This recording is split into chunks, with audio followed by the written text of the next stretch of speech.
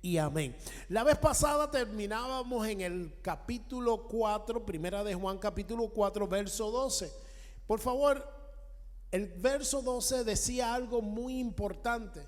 Dice, amados, verso 12, primera de Juan capítulo 4, primera de Juan capítulo 4, capítulo 4, verso 12, decía, nadie ha visto jamás a Dios. Si nos amamos unos a otros, Dios, ¿dónde permanece? En nosotros. Y su amor se ha perfeccionado en nosotros. Hemos venido hablando acerca de cómo la perfección, de hecho, la palabra perfección aquí en este pasaje no tiene que ver con perfecto, sino con maduro y completo. O sea, si nosotros nos amamos, en otras palabras, si nosotros nos amamos unos a otros, entonces el amor de Dios es maduro y completo en nosotros.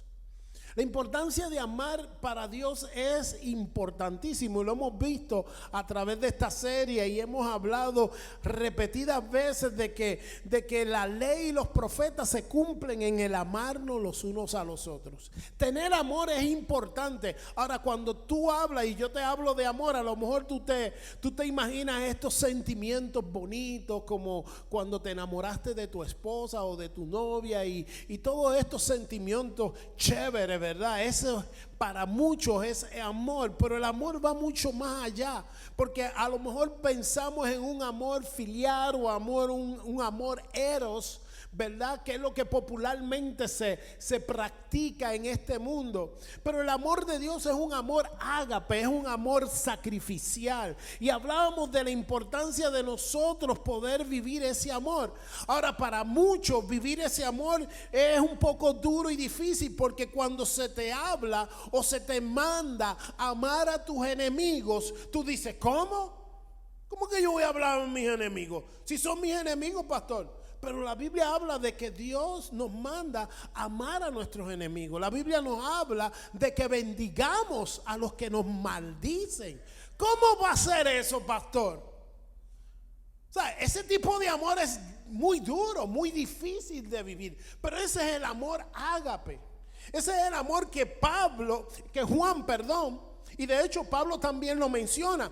Pero aquí en la Biblia, en este pasaje, está Juan reenfatizando de que este es el amor que tú y yo tenemos que buscar vivir. Ahora, nosotros en nuestra carne, en nuestra naturaleza, vivir este amor se nos imposibilita. Porque como somos carne, cuando se nos hace algo, el que me la hace me la paga. ¿Cierto? Esa es la mentalidad carnal que vivimos. Y alguien quien venga a atentar contra mi familia, contra mis seres queridos, pues mira, se las va a tener que ver. Y nuevamente estamos hablando de amar, ¿verdad? No de ser menso ni tontos, sino que verdaderamente cuando nos toque amar, no hagamos acepción de personas. ¿Me están entendiendo? Porque aún dentro de la iglesia se puede colar este espíritu de acepción de personas, donde amamos a aquellos que más o menos se conforman a mi estilo, a mi manera de pensar, a la manera mía de vestir, de relacionarme y todo eso. Entonces, si vemos entrar una persona que no se conforma más o menos, enseguida le ponemos el sello o a lo mejor hacemos una distinción. Sin embargo, Jesús nos enseñó de que Él no hacía acepción de personas. Él amaba a los fariseos como también amaba a aquella mujer prostituta, como también amaba a aquellos leprosos y no se intimidó en acercarse a ellos. No tuvo reparo en permitir que poder saliera de él para sanar a la mujer del flujo de sangre, lo cual era inmunda y no debía de estar en medio, ni siquiera tocarle. Ese es el amor de Dios que va más allá de lo que tú y yo podemos entender. De hecho, el amor de Dios nos alcanzó a muchos de los que estamos aquí, a los que nos ven por las redes. Nos alcanzó tal vez de una manera donde nosotros nunca pensábamos. A lo mejor fue saliendo de un prostíbulo, a lo mejor fue saliendo de un punto de droga, a lo mejor fue saliendo de una relación ilícita, a lo mejor fue en tu estado más bajo, a lo mejor fue cuando estabas borracho que de momento Dios llegó a tu encuentro, porque Dios tiene su forma de sorprendernos. Dicen amén. ¿Cuánto le da un aplauso al Señor por eso?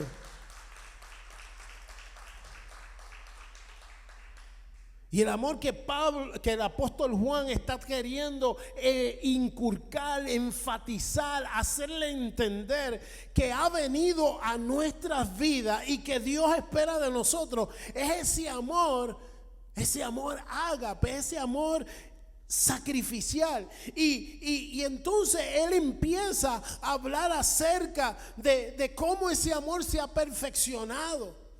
Y una de las formas en que nosotros podemos identificar que el amor de Dios se ha perfeccionado en nuestras vidas es cuando podemos amarnos los unos a los otros. Y no tan solo amarnos en el contexto de la iglesia, sino también aún fuera de la iglesia. Cuando podemos ver una persona que verdaderamente no se amolda tal vez a la imagen o a la forma o al estilo, y a lo mejor como quiera Dios te dice, ámalo porque de la misma manera yo te amé a ti. Eso es tremendo. Entonces dice, el cristiano maduro será conocido por el amor. Una vez más, la verdadera medida de madurez no es la imagen de poder, no es la popularidad, ni tampoco los sentimientos apasionados, sino de la presencia del amor de Dios morando en nuestras vidas y que es dada a otros. Cuando tú puedes amar al borrachín, aunque aquel que está descarriado, aquella persona que como que es malolienta. Me acuerdo en la iglesia en Puerto Rico, había una señora que estaba un poquito demente, ¿verdad? Y esa señora pues estaba vagabundeando, aunque vivía en una casa que estaba al frente, pero por su condición de demencia, pues mira, a veces llegaba toda orinada, llegaba toda malolienta. Y la cuestión era que se venía y se sentaba ahí al frente, al lado de uno. Y entonces ahí eran momentos de prueba donde tú tenías que decir, o la amo tal y como es, y muestro el amor, ¿entiendes? Y la cuestión es que a veces hasta se robaba la Biblia, se llevaba la Biblia. Y a veces los hermanos decían, pastor, ¿usted no ha visto mi Biblia? Y ya sabíamos que. Y venía la otra semana y era la misma condición, y así llegaban personas. Y nosotros decíamos, bueno, o las abrazamos o las recibimos tal y como son, o ponemos esta barrera de que y muchas veces nuestra tendencia es poner obstáculos, barreras, y Dios dice no. Un hombre, una mujer que ama, que tiene verdaderamente madurez en el amor de Dios, en el amor ágape, en donde el amor se ha perfeccionado en usted, usted ama a su hermano, a su prójimo.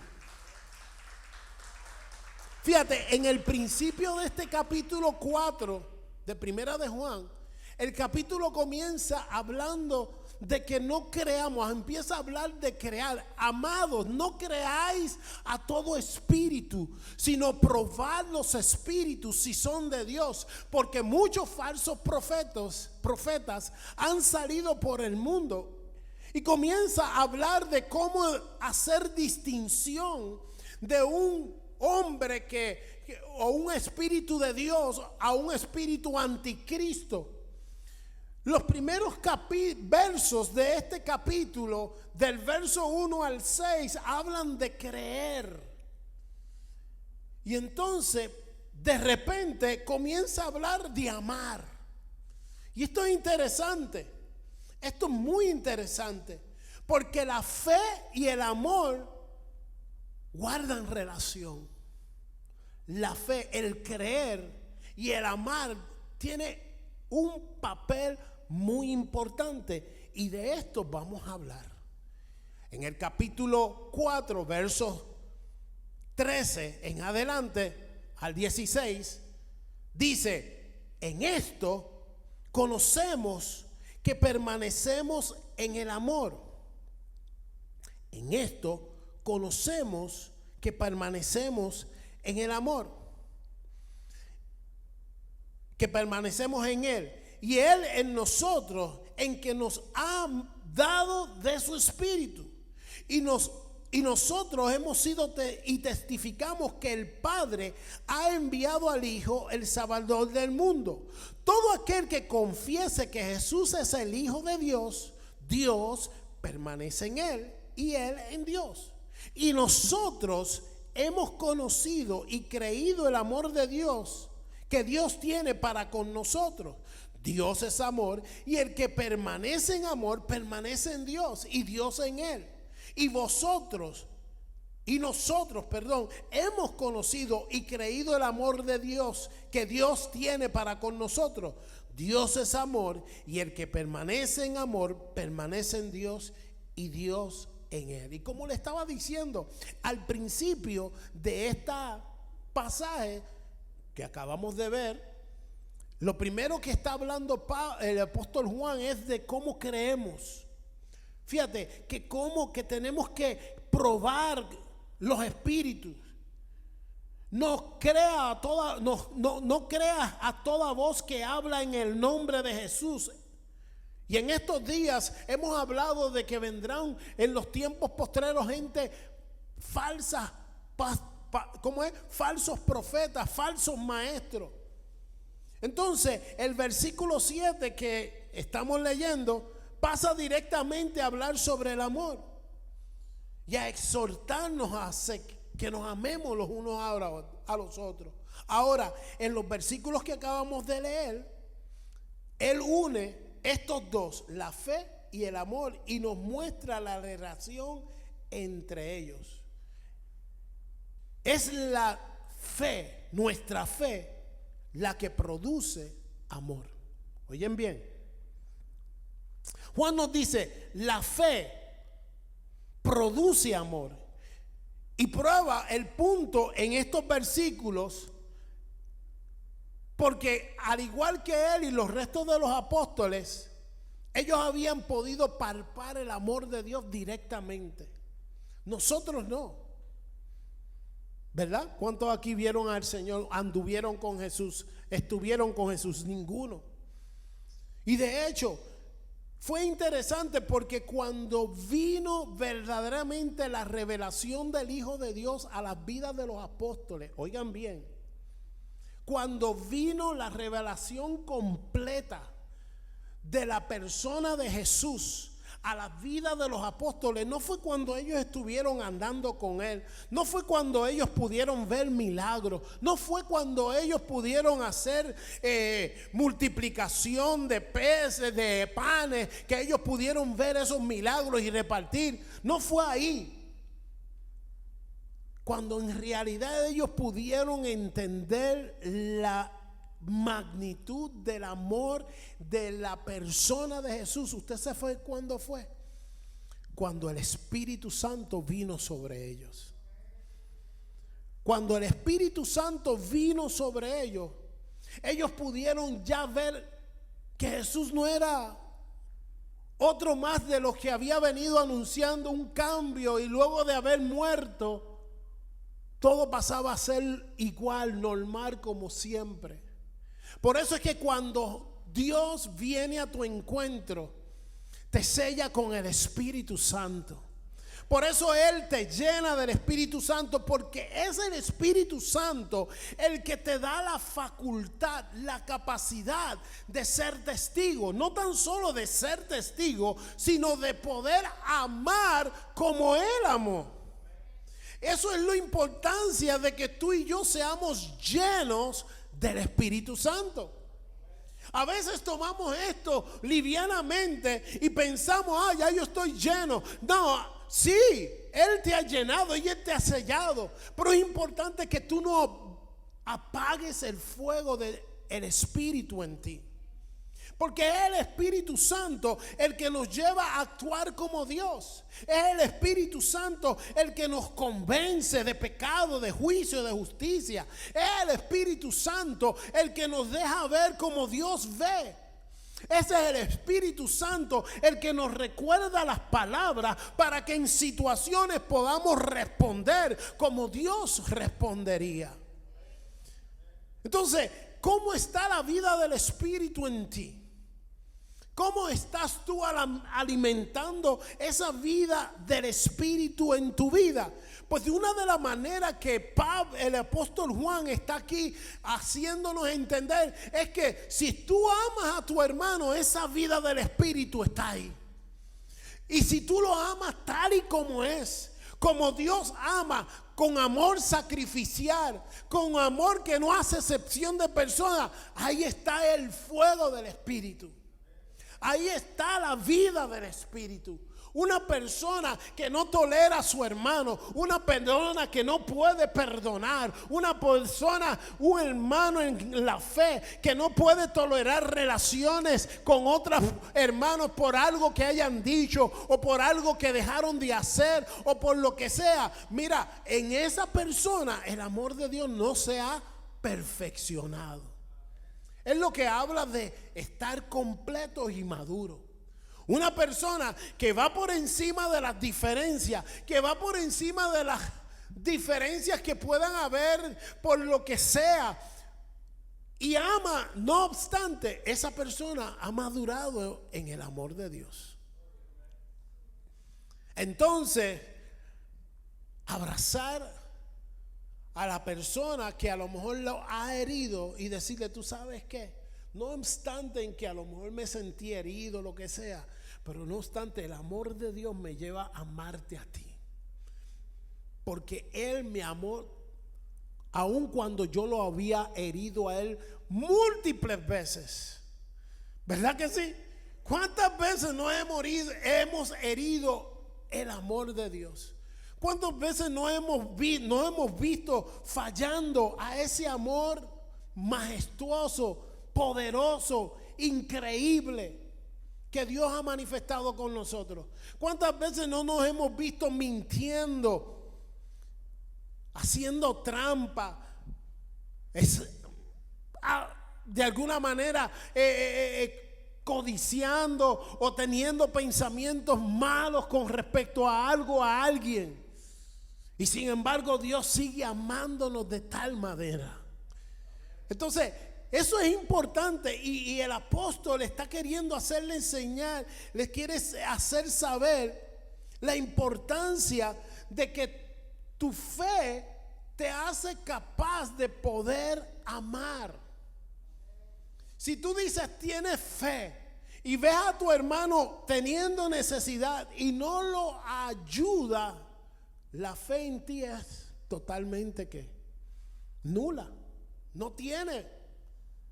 Por eso es un reto fuerte para la iglesia, para ti, para mí, el que nosotros vivamos y andemos en amor.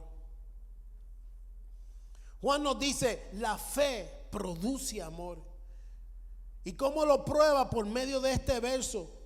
Por esto dice, sabemos que este amor permanece, porque sabemos que permanecemos en Él por el amor que tenemos los unos por los otros. Y no tan solo eso, sabemos que permanecemos en Él porque por el Espíritu que nos ha dado. El Espíritu podía hacer a Cristo más real de lo que nunca fue cuando le conocieron en la carne. A los apóstoles les hablaba. Y de hecho, usted y yo vamos a poner a conocer a Dios en una proporción más impresionante cuando el Espíritu está llenando nuestras vidas. Dice la Biblia que el espiritual lo discierne todo. La persona que está llena del Espíritu, mira, recibe la enseñanza, la guianza, la dirección del Espíritu. Así que, hermano, nosotros tenemos que buscar esto, ser lleno del Espíritu Santo. De hecho, mira lo que dice Romanos capítulo 5, verso 5. Pablo está claro de que el Espíritu Santo en nosotros es importante, porque es el Espíritu Santo. Romanos 5:5 dice: y la esperanza nos avergüenza. ¿Por qué? Dice ahí, ¿por qué? Porque el amor de Dios ha sido derramado en nuestros corazones por el Espíritu Santo que nos fue dado. O sea que el amor que hay en ti, lo que hay en ti para poder manifestar amor, es el Espíritu Santo. Y si tú no estás lleno, es obvio que no vas a poder dar el amor que Dios está esperando. Por lo tanto, es lo primero que entonces debería de llevarte a pensar: pues entonces yo tengo que buscar llenarme del Espíritu. Si Dios quiere que yo ame como Él ama, yo tengo que buscar llenarme del Espíritu. Yo tengo que buscar alimentar el Espíritu Santo que hay en mí. Yo tengo que nutrir mi Espíritu Santo, el Espíritu que Dios ha derramado en mí, para que yo pueda actuar y amar como Él ama. Verso 14 de este pasaje dice: y nosotros hemos visto y testificamos que el Padre ha enviado al Hijo, el Salvador del mundo. Fíjate, la Biblia dice que los discípulos comenzaron a testificar después de recibir el Espíritu Santo. Y Juan, de hecho, nos recuerda que tenían la evidencia de su amor por el Espíritu.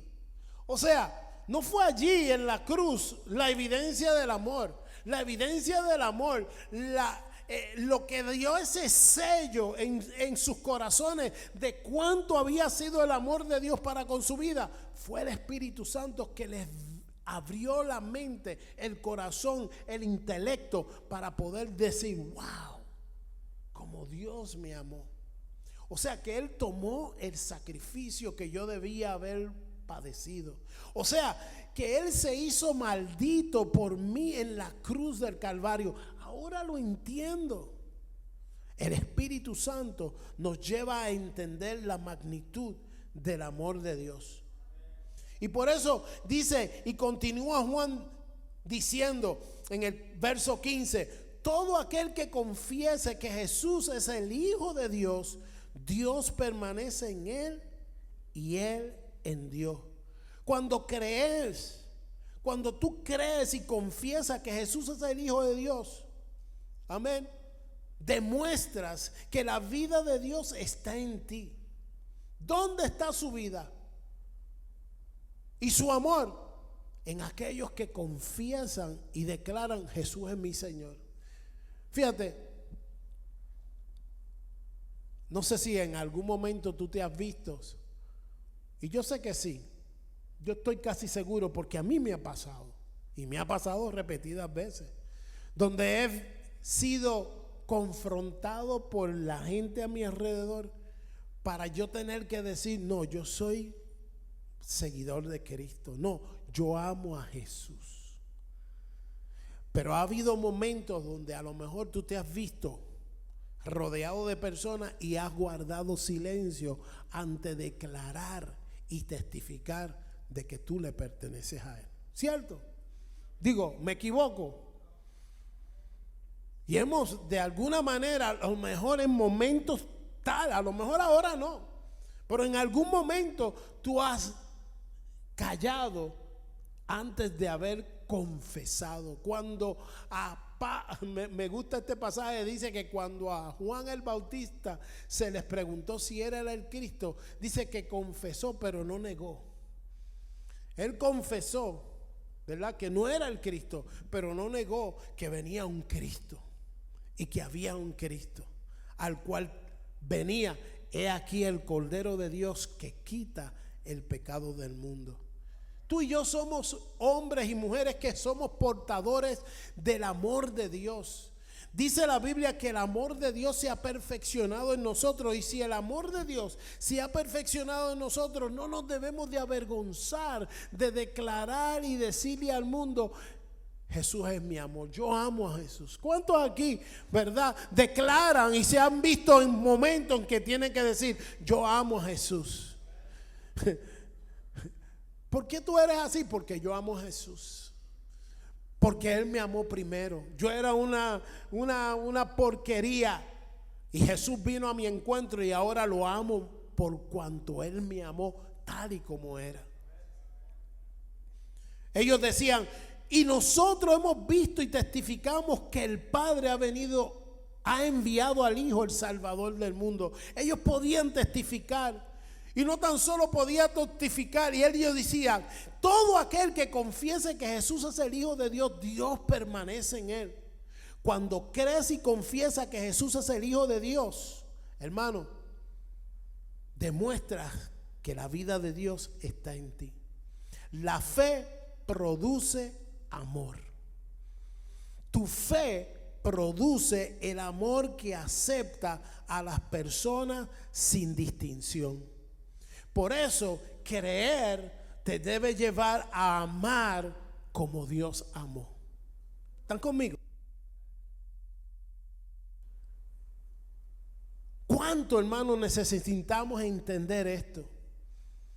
Por los días en que estamos viviendo, que definitivamente se van a poner cada día peor. Pero tú sabes que allá afuera hay un mundo que está buscando ser amado de la manera que Dios vino a amar, y está siendo atropellado por un amor falso, un amor que no es el amor correcto. Y nosotros como iglesia estamos llamados a vivir y a dar ese amor. ¿Por qué estoy hablando de esto y enfatizando en esto? Porque nuevamente una iglesia no la caracteriza las actividades que tiene, no la caracteriza el mover del poder de Dios. Una iglesia verdaderamente es caracterizada por el amor que se tienen los unos a los otros. Un amor que va más allá por eso decía aquí ahorita, de que no es el poder o la manifestación del poder de Dios lo que va en realidad a llevar a la gente. Y fíjate, se ha creado distinción, se ha creado diferencia. Entonces están las iglesias que creen en el poder de Dios, y están las iglesias que creen en la palabra de Dios, y están las iglesias que están como que en between. Y Dios no quiere solamente que haya manifestación, poder, ni tampoco que haya palabra de sabiduría y palabra y entendimiento. Dios quiere ver esas dos combinadas, y sobre todo que haya un amor que marque la diferencia. Ahí es donde Dios está llevándonos. Ahí es donde Dios nos está queriendo alar. ¿Por qué? Porque nuevamente estamos tratando de ver a Dios en multitudes, en manifestaciones. Y Dios dice: no, ni ahí ni allá. Es en el amarnos los unos a los otros, en que ustedes se amen. En esto conocerán que sois mis discípulos, en que os améis los unos a los otros. Por lo tanto, tú y yo estamos llamados a amar como Dios está llamándonos a amar. Fíjate, la respuesta del cristiano a Dios y a su amor es lo que dice el verso 16. El verso 16 dice: y nosotros hemos conocido y creído el amor que Dios tiene para con nosotros. Y nosotros hemos conocido. Esta es la respuesta apropiada del cristiano ante quien es Dios y cómo nos ama. Somos llamados a tomar el amor y gracia que Dios ofrece, conocerlas por experiencia y creerlas. De eso Es de lo que se trata tener comunión con Dios. Yo les voy a, fíjate, yo quiero retarnos a todos a examinar nuestra relación con Dios. Llega un momento en la vida de cada uno de los cristianos y de cada creyente que si no se percata de la importancia de la relación, puede vivir automáticamente una vida religiosa. ¿Me están entendiendo? Una vida que se siente bien el hecho de que, oh, yo voy a la iglesia, oh, yo canto cántico, oh, yo alabo a Dios, oh, yo sí, sí, el Espíritu Santo, oh, sí, el hablar en lengua. Pero nos descuidamos en lo más importante, que es en la relación que debe de haber con Dios.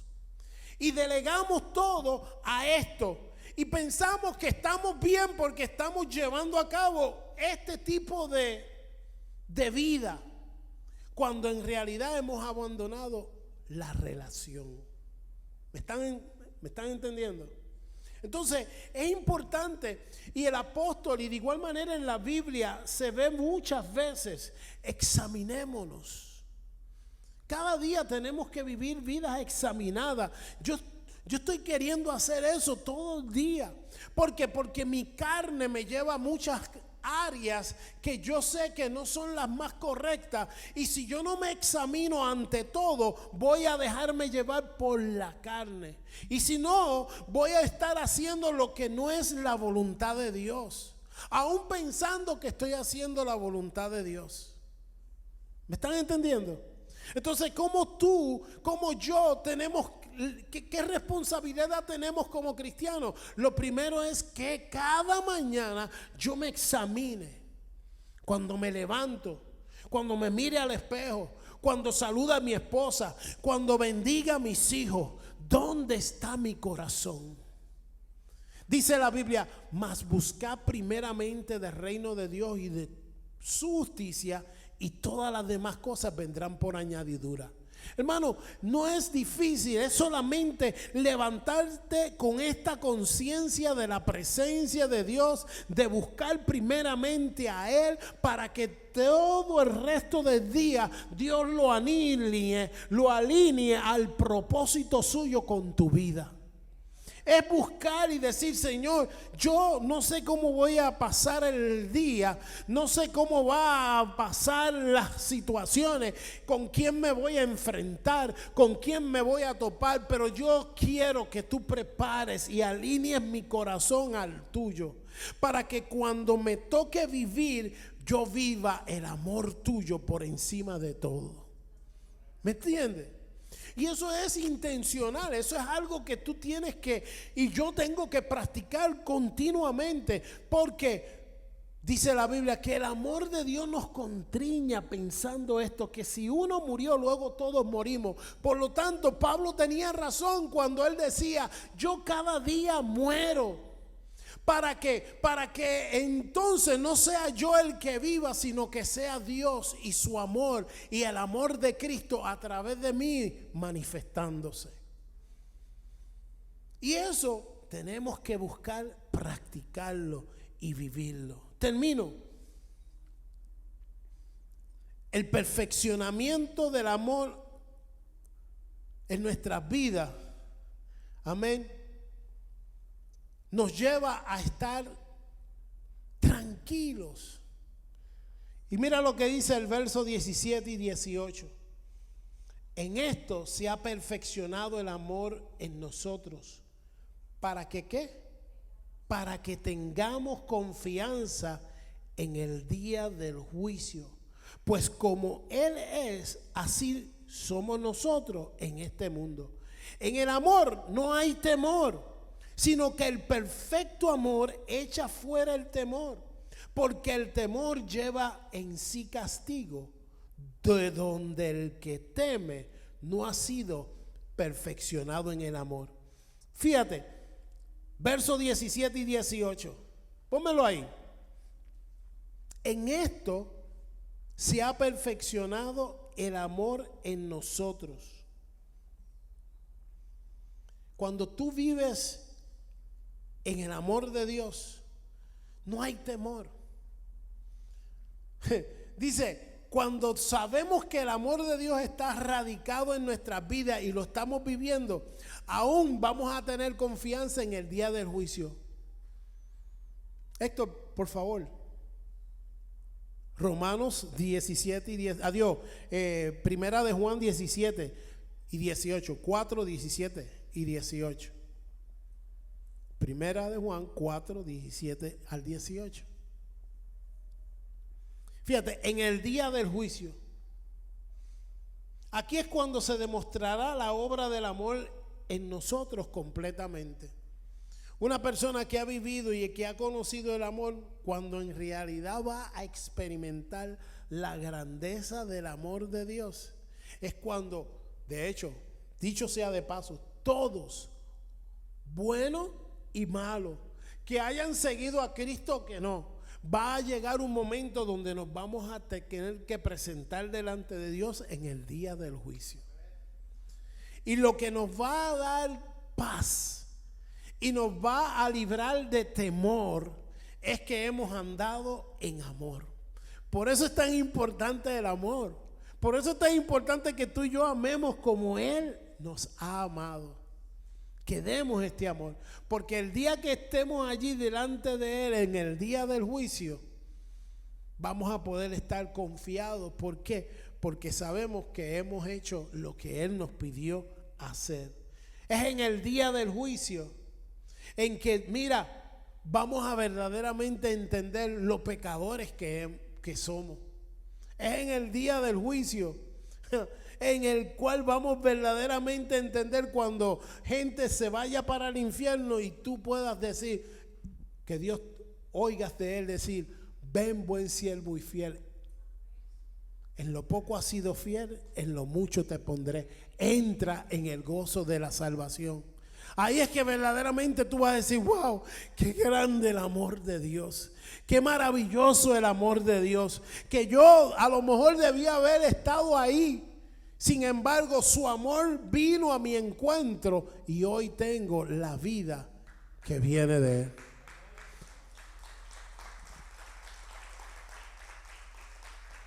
Póngase de pie. Los versos 19.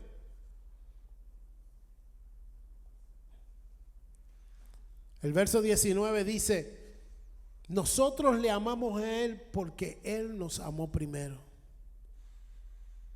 ¿Quién comenzó todo? Según este verso, Dios.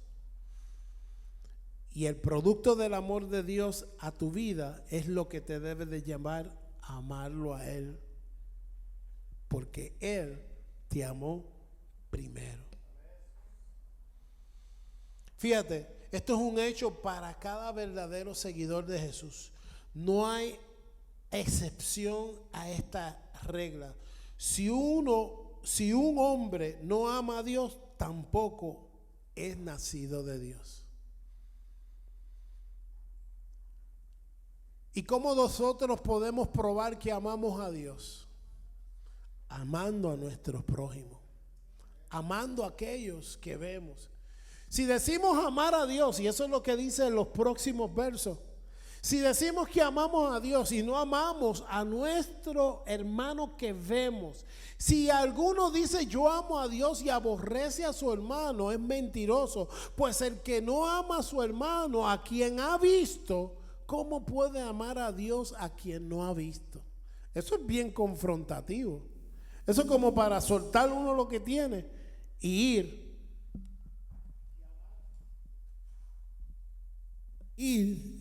directo a amar a Dios y amar a aquel hermano que a lo mejor hizo algo que tú no estuviste nunca de acuerdo o te molestó. Es como para decir, no, yo tengo que salir a amar a Dios. Amén. Yo quiero terminar cantando esta canción. Aquí estoy. Como sacrificio seremos para Dios para que podamos hacer y llevar a cabo lo que Dios quiere que llevemos a cabo. Gracias, Señor.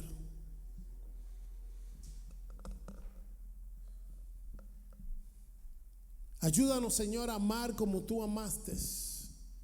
Y para eso, Señor, ayúdanos a hacer este sacrificio que tú quieres y pidas de nosotros, Señor, en el nombre de Cristo Jesús.